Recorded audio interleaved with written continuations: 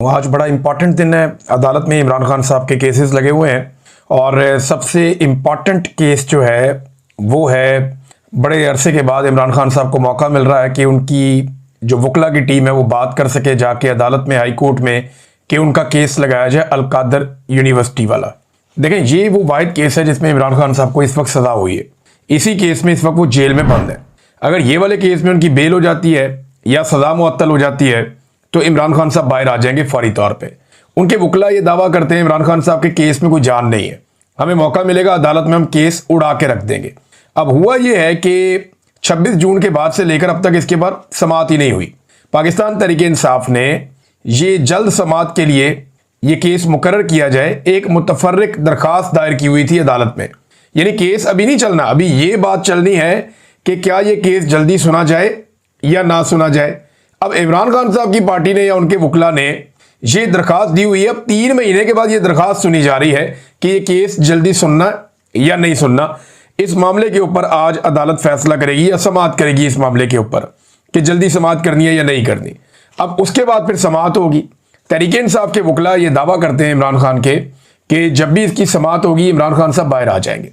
लेकिन मुझे नहीं लगता कि इस वक्त जो मिलिट्री एस्टेब्लिशमेंट है वो इमरान खान साहब को छोड़ना चाहेगी, ऐसे बज़ाहिर दिखाई नहीं दे रहा।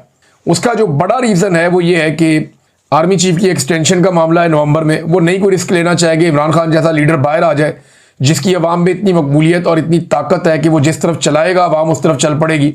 उसने जेल से बैठ के एस्टेब्लिशमेंट को बदतरीन शिकस्त दी और वो इलेक्शन जीत गया वन साइडेड।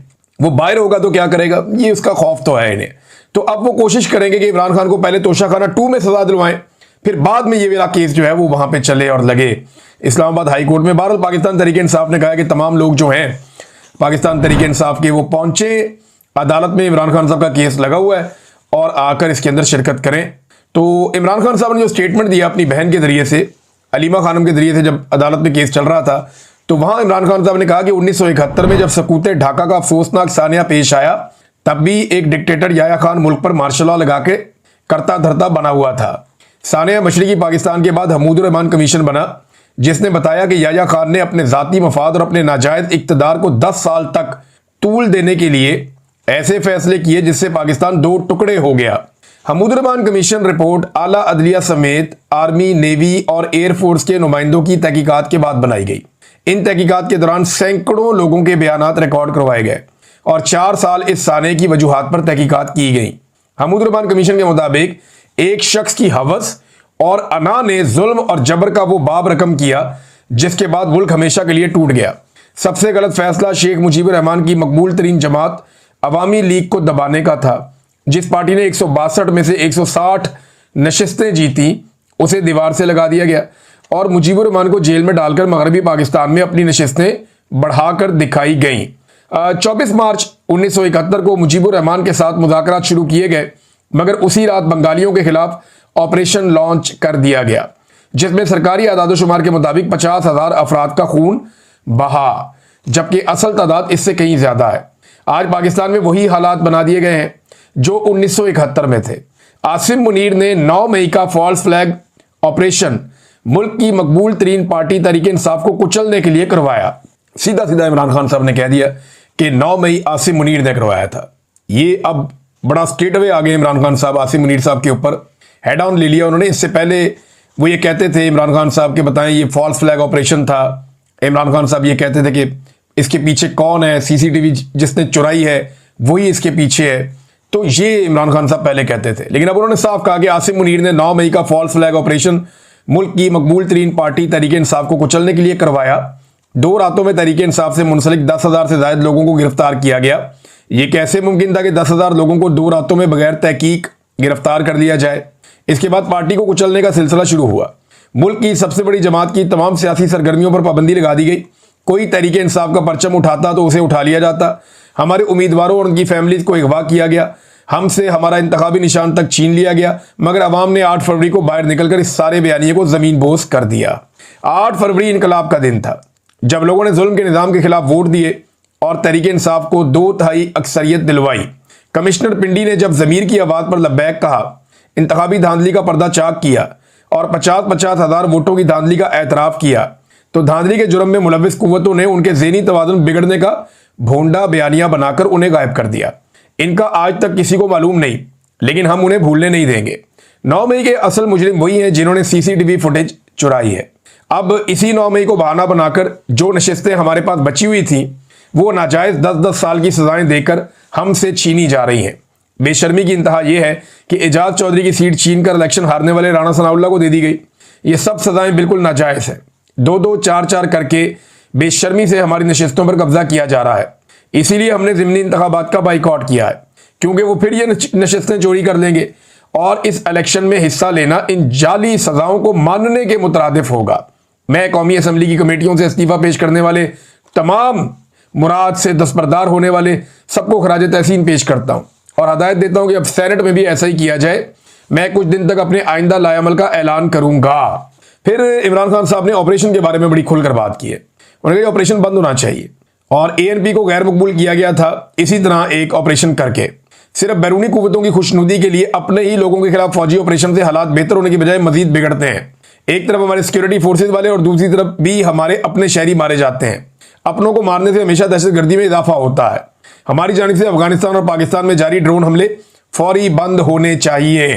फिर उन्होंने कहा तमाम सूबाई और कौमी असम्बली के मेंबरान को मैं हदायत करता हूं कि सूबे में अमन के लिए अपने और अपने ही लोगों के खिलाफ ऑपरेशन और ड्रोन हमलों को रोकने के लिए मिलकर बैठे और मुजामत करें। ये इमरान खान साहब ने कहा। फिर अफगानिस्तान के बारे में इमरान खान साहब ने बताया कि उन्हें बड़ी तकलीफ है जिस तरह उनको निकाला गया वहां से। और फिर उन्होंने कहा कि आसिम मुनीर एंटी तालिबान लॉबी को खुश करने के लिए ये सब कर रहा है और जहां जंग नहीं है वहां जानबूझकर जंग नाफिज कर रहा है। ये इकदाम फौरी तौर पर रुकने चाहिए वरना हालात मजीद बिगड़ेंगे, ये साबिक वज़ीर आज़म कह रहे हैं। उसके बाद इमरान खान साहब ने अपने जो ट्वीट का तीसरा हिस्सा, 3 हिस्सों में उन्होंने ये ट्वीट किया है। उन्होंने कहा जी मेरी बहनों और अहलिया का सियासत से कोई लेना देना नहीं है। अलीमा खान बाहर आकर सिर्फ मेरा पैगाम पहुंचाती है। उनके खिलाफ मुहिम अफसोसनाक है और मुल्क पर मुसल्लत रजीम की बुज़दिली और खौफ का वाज़ेह सबूत है। बुशरा बेगम की भी सियासत का कोई अमल दखल नहीं है। बुशरा बीबी ने आज तक मुझे किसी वजीर, टिकट होल्डर या सेनेटर को नामजद करने का नहीं कहा। वो कोई सियासी पैगाम नहीं भेजती। वो कैद तन्हाई में है। इनका बाहर किसी सियासी शख्सियत के साथ कोई रब्ता नहीं है। इनको कैदोबंद की सऊबतें सिर्फ मेरी अहलिया होने की वजह से बर्दाश्त करनी पड़ रही हैं। जालिम रजीम को लगता था बुशरा बेगम को मेरी कमजोरी बनाकर इस्तेमाल करेंगे, लेकिन वो मेरी ताकत बन गई। ये वाहिद खातून है पाकिस्तान की तारीख की जो गैर सियासी है, मगर सिर्फ इनके खानदान के किसी शख्स के सियासत में होने की वजह से उन्हें कैद बर्दाश्त करनी पड़ी हो। बुशरा बेगम की तबीयत नासाज है। उन्हें चलते हुए चक्कर महसूस होते हैं। उनके मुआयने के हवाले से दरखास्त दायर की गई है, लेकिन अभी तक कबूल नहीं की गई। उनका डॉक्टर से तरजीही बुनियादों पर मुआयना इंतहाई अहम है। बुशरा बेगम को सियासी मुकदमात में कैद करना आसिम रजीम की इखलाकी और मजहबी गिरावट का सबूत है। मुझ पर और मेरे खानदान पर तमाम मुजालिम आसिम मुनीर करवा रहा है। मुल्क में इस वक्त आसिम लॉ नाफिज है, जिसने डाकू डफर अलायंस के तहत मुल्क चलाकर इखलाकियात का जनाजा उठा दिया है। इखलाकी पस्ती का सबूत यह है कि मेरे खानदान की औरतों को भी निशाना बनाया जाता है। ये जी इमरान खान साहब का बयान है। अब नाजरीन आप आ जाएं कि हालात क्या है। अब पाकिस्तान पीपल्स पार्टी ने PMLN को और PMLN ने पीपल्स पार्टी को ताने देना शुरू कर दिए हैं गवर्नेंस के मामलात पे, क्योंकि सैलाब के अंदर पंजाब में जो तबाही फिरी है, पाकिस्तान पीपल्स पार्टी ये जानती है कि PMLN का तो डब्बा गोल हो जाएगा। लोग इनका पटाखा बजा देंगे जो इन्होंने अवाम के साथ कर छोड़ी है पंजाब में। लिहाजा पीपल्स पार्टी अपने आप को बरी जमा करते हुए पंजाबी हुकूमत के ऊपर, जो पंजाब की हुकूमत बनी हुई है इस वक्त, उसके ऊपर इल्जामात लगा रही है।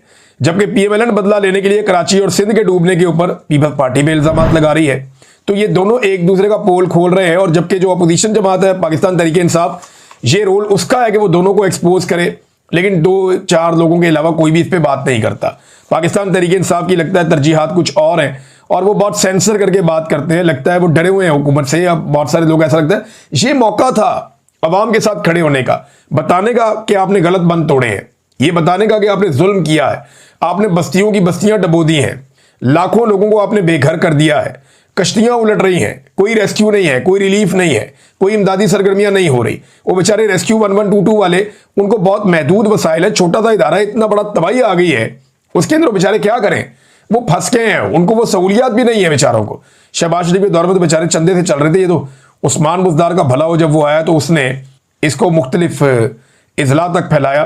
अब हालात ये पैदा हो चुके हैं कि 2 कश्तियां डूब गई जलालपुर पीरवाला में, उलट गई वहां पे, वहां लोग डूब गए, फिर उनको बड़ी मुश्किल से बचाया गया। एक कश्ती डूबी है रहीम यार खान में, उसमें 9 अफराद खवातीन समेत अब तक उनकी लाशें मिली हैं, वो जाँ बहक हो गए हैं। 2 बंदों का अभी तक कोई पता नहीं चल रहा। ये नाज़रीन हालात हैं। और जिस इलाके का बंद तोड़ना हो ना, वहां इंसानों को और मवेशियों को महफूज रखने के लिए पहले से खसूसी मशकें की जाती हैं। ये ऐसा नहीं होता कि ये जो बंद तोड़े जाते हैं ये अचानक से ये तोड़ दिया वो तोड़ दिया, नहीं। जहां पे आप पानी छोड़ते हैं ना, आपको पता होता है कि अगर बहुत बड़ा सैलाब आएगा तो हम इन इलाकों में पानी छोड़ेंगे। उन इलाकों में स्पेशल सायरन होते हैं, मसाजिद के अंदर सायरन लगे हुए होते हैं, और पूरा एक सिस्टम पाकिस्तान में बहुत दहाइयों पहले मौजूद था। तो वो सिस्टम बनाया जाता है कि लोगों को महफूज कैसे रखना है। बरसात से पहले उसकी मशकें कर दी जाती हैं। यहां इनको 1.5-2 महीने पहले से पता था कि इस मरतबा बड़े खौफनाक सैलाब आने जा रहे हैं। वार्निंग जारी कर दी गई थी। इन्होंने टके की तैयारी नहीं की, बल्कि लोगों को अंधेरे में रख के मारा, मासूम लोगों को। उन्हें वार्निंग दिए बगैर पानी छोड़ दिया इन्होंने, और बस्तियां की बस्तियां डिबो दी हैं। वो लाखों लोग हैं जलालपुर पीरवाला में जो डूब रहे हैं पानी के अंदर, और बुरी तरह डूब रहे हैं। उनके साथ जुल्म हुआ है, बेखबरी में उनको मारा गया, उनको डुबोया गया है। और अब उन्हीं गरीबों की तस्वीर और वीडियो बना बना के अपनी टिकटॉक मशहूरी कर रहे हैं। यानी इनको, इनकी तवज्जो इस पे नहीं है कितने गरीब वहां पे जाँ बहक हो रहे हैं, कितनी कश्तियां उलट रही हैं, लोग दरख्तों पे चढ़े हुए हैं, छतों पे चढ़े हुए हैं, खाने के लिए उनके पास है कुछ नहीं। ये खेमे लगा देते हैं, उनको बिठा के टिकटॉक बना के निकल जाते हैं। ये उनकी सालन में बोटियां गिन रहे हैं बैठ के वजीर और टिकटॉकर्स। ये उनको बोटी डाल के दे रहे हैं, देखो आपकी बिरयानी में बोटी है, आपकी प्लेट में बोटी है। ये गरीब का मजाक उड़ा रहे हैं। वो इतने भी वो गए गुजरे लोग नहीं हैं, वो बेचारे अपना पेट खुद भरते थे, बल्कि आपको भी टैक्स देते थे। आज आपने अपनी बैड गवर्नेंस की वजह से, नालायकी की वजह से बेड़ा गर्क कर दिया पकड़ के। वो बेचारे सड़कों पे आए हुए हैं, उनके पास ना खाने पीने के लिए कुछ है। पीछे उनके घरों में चोरियां हो रही हैं। वो बताते हैं जी चोर आते हैं, वो उनके पास तेज कश्तियां, वो आते हैं चोरी करते हैं निकल जाते हैं। हम अपने घरों को खाली भी नहीं छोड़ सकते। ये हालात है। हुकूमत ने कर ये दिया है कि इस वक्त आधे पाकिस्तानी गुर्बत की लकीर से नीचे चले गए। 44% तो पहले थे, अब करोड़ों लोग मजीद मुतासिर हो गए। उनके पास खाने के लिए इस वक्त कुछ नहीं है। जमीन जो उनकी है वो बेकार हो गई है। अब उसे कारामत कैसे करें, ये बहुत बड़ा इशू है। आधे से ज्यादा पाकिस्तान गुर्बत की लकीर से नीचे चला गया है। और इनकी मौजें चेक करें, इनकी अयाशियां चेक करें, इनके बैग, जूते, कपड़े, इनकी गाड़ियां चेक करें, इनकी आनियां जानियां चेक करें, इनके जहाज, प्रोटोकॉल और हेलीकॉप्टर्स चेक करें, इनके कपड़े देखें आप, इनका पहनावा चेक करें, इनके चेहरों के ऊपर मुस्कुराहट देखें आप। हमारा वजीर आजम जो है वो बाहर हुक्मरानों के साथ अटकेलियां करता फिर रहा है, और पाकिस्तान में लोग सैलाब में डूब रहे हैं। यानी आधे पाकिस्तानी गरीब हो गए, और उनका लीडर जो है ना उसको जेल में बंद किया हुआ है। इंतहाई सतही दर्जे के और पस्त ज़हनियत के लोग हैं। इन्होंने इस कौम का सबसे बड़ा लीडर कैद किया हुआ है। इन सारे रंगबाजों में, ख्वाह इनका ताल्लुक किसी इदारे से हो या किसी सियासी जमात से हो, इनमें किसी में भी इतना हौसला नहीं है कि ये मैदान के अंदर इमरान खान का मुकाबला करें। ये उसका सामना करने की जरूरत ही नहीं रखते। अब ये अपनी नालायकी, अपनी बदनीयती और अपनी बुजदली को छुपाने के लिए अवाम के सबसे बड़े लीडर को बेगुनाह जेल में रख के बैठे हुए हैं। खुद इनके छोटे छोटे दिमाग है। वो आदमी, उसका विजन है, वो उसने कोरोना से बचाया था इस मुल्क को। जहां दुनिया नाकाम हो गई, अमेरिका और यूरोप जैसे मुल्क जो है वहां पे तबाही हो गई, इमरान खान ने एक मिसाल कायम की थी, कमाल काम किया था। उस आदमी को जेल के अंदर बंद किया हुआ डफर्द है, जिनकी मोटी खोपड़ी, इनका दिमाग ही काम नहीं करता। भाई वो आपको तब अलिफ बे नहीं पता थी जब वो इस कौम का हीरो था। वो इतना तगड़ा आदमी है, इतना बड़ा आदमी है। ये सारे बोनों ने मिलकर उसको जेल में बंद कर दिया, उसका बाहर सामना ही नहीं कर सकते ये, और कोई वजह नहीं है। और हुकूमत की हालत यह है, कभी ये कहती है कि हम बैरूनी इमदाद नहीं लेंगे, अपने पैरों पे खुद खड़े होंगे, अपनी मदद आपके तहत हम सैलाब मुतासरीन को देखेंगे। कभी कहते हैं जी हम कमेटी बना रहे हैं, हमें बैरूनी इमदाद की जरूरत है, हम अब भीख मांगने जाएंगे, लोगों से कहेंगे जी हम डूब गए एक मरतबा, फिर सैलाब मुतासरीन के नाम पे हमें पैसे दे दो। तो ठीक है, पैसे आप ले लें सैलाब मुतासरीन के नाम पे, लेकिन कोई एक प्रोजेक्ट दिखाएं जो पिछली मरतबा जब सैलाब आया था 2022 में, तो उन सैलाब मुतासरीन के लिए आपने एक भी प्रोजेक्ट लगाया हो। और भी जिन्होंने काम किया होता ना वो दिखाई दे रहा होता है। मुझे आप 10 साल के बाद भी पूछेंगे, मैं आपको ले जाऊंगा, जाके वो घर दिखा लूंगा जो हमने बनाए थे। बलूचिस्तान के लोग खुद गवाही देंगे, पंजाब के लोग खुद गवाही देंगे, जहां पे हमने घर बनाए थे। वो 2000 के करीब मकान है जिनकी छतें डाली थी, जाके पूछ लें, आपको आज भी सारा डाटा मिल जाएगा। एक एक चीज आपको बता, जब काम आप करते हैं तो आपको रिकॉर्ड होता है।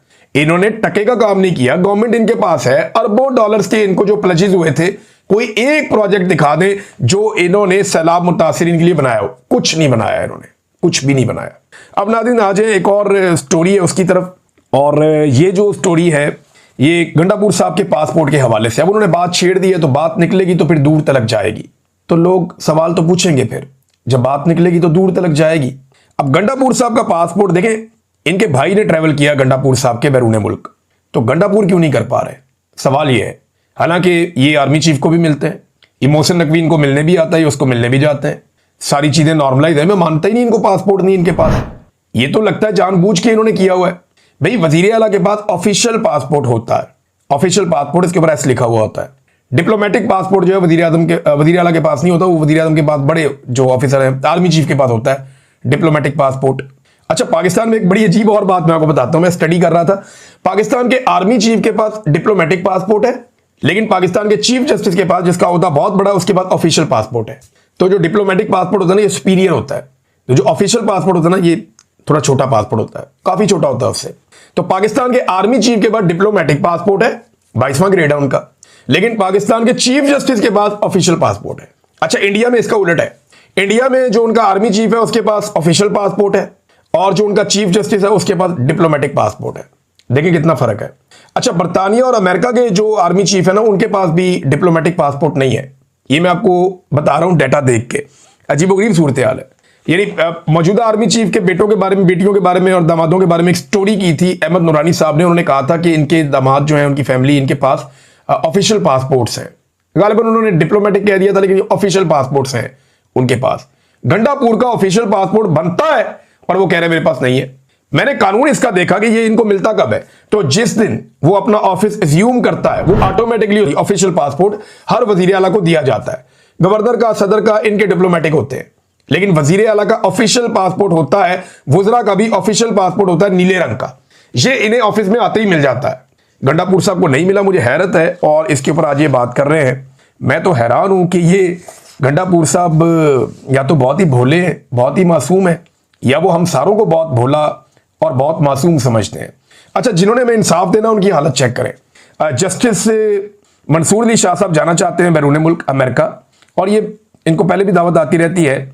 ये लॉ स्कूल है वहां पे, ये अमेरिका का है, बहुत बड़ा, और यहाँ पे इवेंट्स होते रहते हैं, बहुत बड़ी बड़ी तकारीब होती रहती हैं। तो उसमें शिरकत के लिए जस्टिस मंसूर अली शाह साहब को जाना था, और भी दुनिया भर से लोग आते हैं, जो ज्यूरिस्ट हैं वो आते हैं। अब चीफ जस्टिस ने उनको इजाजत ही नहीं दी। आप अंदाजा करें कि जहां पे एक जज, सुप्रीम कोर्ट ऑफ पाकिस्तान का मोस्ट सीनियर जज, जिसको चीफ जस्टिस बनना था और नहीं बनने दिया गया, वो पाकिस्तान से बाहर ट्रेवल नहीं कर पा रहा, एक तकरीब में नहीं जा पा रहा। वहां पे आम आदमी की क्या हालत होगी इस मुल्क के अंदर? जहां एक जज को इजाजत नहीं मिल रही, वहां पे आम आदमी को क्या इजाजत मिलेगी उस मुल्क के अंदर? पाकिस्तान का पूरा निजाम यरगमाल बना दिया गया, बाजू मरोड़ दिया गया। नाज़रीन, एक चीज और मैं आपको बता दूं, बहुत सारे लोगों को बड़ा जोम है, पाकिस्तान में बहस चल रही है, नेपाल नहीं बनेगा, नेपाल नहीं बनेगा, भी नेपाल में ये था तो पाकिस्तान में ये है। और जिस दिन पाकिस्तानी खड़े होंगे ना, ये जितने टाउट टीवी पे बैठ के बातें कर रहे हैं ना, ये जितने लोग दावे कर रहे हैं ना एस्टेब्लिशमेंट के कि जनाब पाकिस्तान में इनकलाब नहीं आ सकता, पाकिस्तान में अवाम कभी खड़ी नहीं हो सकती, ये मेरी बात याद रखें।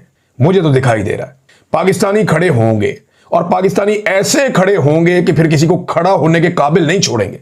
जिसने इस मुल्क के साथ जुल्म किया ना, जिसने इस मुल्क को लूटा है, और जिसने इस मुल्क के साथ तबाही की है, जिस दिन पाकिस्तान खड़े होंगे, टाइम लग सकता है, हो सकता है जल्दी, हो सकता है देर सवेर हो जाए, टाइम लग सकता है, लेकिन होना जरूर है।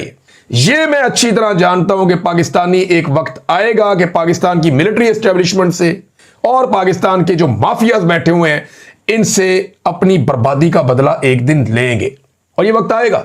ऐसा नहीं है कि ये नहीं आना। ये जो लोग अभी ये बातें कर रहे हैं ना, नीरू की तरह बांसुरी बजा रहे हैं, इन्हें पता नहीं है पाकिस्तानी अंदर से कितने भरे हुए हैं। मैं रोजाना इतने लोगों से बात करता हूं कि जितना ये सोच भी नहीं सकते, और पाकिस्तानियों के अंदर जो गुस्सा है ना, वो आपको नजर आएगा, एक वक्त आएगा, और ये वक्त ज्यादा दूर मुझे दिखाई नहीं दे रहा। नाजरीन, कतर के ऊपर इन्हें यह लगता है कि अमेरिका के साथ है तो उनकी बचत हो जाएगी। तो मैं आपको बताता हूं कि कतर पे हमला हुआ, इसराइल ने हमला किया। ये वही कतर है जिसमें अमेरिका के अड्डे हैं, ये वही कतर है जिसने $400 मिलियन का तैयारा डोनाल्ड ट्रंप को गिफ्ट किया था। ये वही कतर है जिसने $1.2 ट्रिलियन की सरमायाकारी का, ये ट्रिलियन बता रहा हूं, बहुत बड़ी सरमायाकारी का अमेरिका के साथ मामला किया था कि ये सरमायाकारी कर रहे हैं अमेरिका में हम, इतनी बड़ी सरमायाकारी कि कोई और नहीं कर रहा। उस कतर के ऊपर इसराइल ने अटैक किया। अमेरिका ने क्या किया? मुजम्मत तक नहीं की। डोनाल्ड ट्रंप का आप स्टेटमेंट देखें, बड़ा मजेदार है। डोनाल्ड ट्रंप ने कहा कि दोहा में हमले का फैसला मेरा नहीं है, बल्कि नेतन्याहू का था। मैं इससे खुश नहीं हूं। मैंने इसराइली हमले के बारे में कतर को पेशगी मुतला करने की हदायत की थी, लेकिन बदकिस्मती से वार्निंग देने में ताखीर हुई अमेरिकी सदर। मजम्मत भी नहीं है बीच में, कतर पे अटैक मजम्मत भी नहीं है, और पाकिस्तान की मादनियात क्या बेचती हैं भाई जिस वक्त डोनाल्ड ट्रंप ने दूसरी साइड ली, आपकी मादनियात सारा कुछ ये बीच में ही रह जाएगा। तल्लकात आपके, कतर के भी बहुत अच्छे तल्लकात हैं, लेकिन वो फिर इसराइल के साथ ही खड़े हैं। ये बात आप ज़हन में रखिएगा। नेचुरल अलायंस जो अमेरिका का है वो पाकिस्तान के साथ नहीं, इंडिया के साथ है। ये बात शायद पाकिस्तानी हुक्मरानों को अभी समझ नहीं आ रही, ये आने वाले वक्त में समझ आ जाएगी जब हम यहां पे भी अपने पांव काट चुके होंगे इस खित्ते में भी। तो नाजरीन, ये ईरानी हमले की तो मजम्मत हो रही थी बहुत, जो जब कतर में उसने किया था, लेकिन इसके ऊपर नहीं हो रही। अच्छा, एक चीज और भी अभी हमें ज़हन में रखनी पड़ेगी कि 72 घंटों में इसराइल ने 6 मुल्कों के ऊपर अटैक किया है। फलस्तीन पे, लबनान पे, शाम पे, त्यूनिस पे, कतर पे और यमन पे। 6 मुल्कों में 72 घंटों में अटैक किया। ये बहुत खौफनाक चीज है। अभी हो सकता है इनके ऊपर पाबंदियां लगाने की कोशिश की जाए। कनाडा भी कह रहा है और यूरोपीय यूनियन के बहुत सारे ममालिक कह रहे हैं। दबाव बढ़ रहा है, लेकिन अमेरिका पूरी ताकत के साथ, आपको पता है वो इसराइल के साथ उनके बड़े अच्छे ताल्लुकात हैं।